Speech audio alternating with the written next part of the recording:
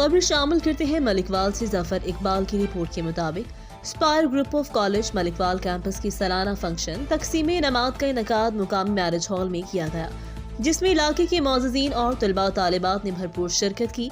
Function में मशहूर फनकार miss Ayesha गुल ने लाहौर से खसूसन शिरकत की और बैनुल अक़वामी शोहरत याफ्ता इमेज कंसल्टेंट हामिद सईद साहिब ने पर्सनालिटी डेवलपमेंट पर तलबा को ट्रेनिंग सेशन करवाया।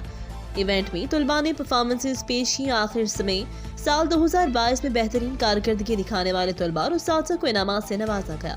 कॉलेज के डायरेक्टर जनाब हाफिज उस्मान खाली साहिब ने शुरका को कॉलेज की फिलॉसफी से आगाह किया कि स्पायर कॉलेज मलिकवाल तलबा को मयारी तालीम के साथ साथ उनकी फनी सलाहियतों पर खास प्रोग्राम के तहत मेहनत से काम करा है, ताकि वो मुस्तकबिल में एक अच्छे शहरी और पेशावर अफराद हुकूमत बनकर मुल्क की खिदमत कर सकें।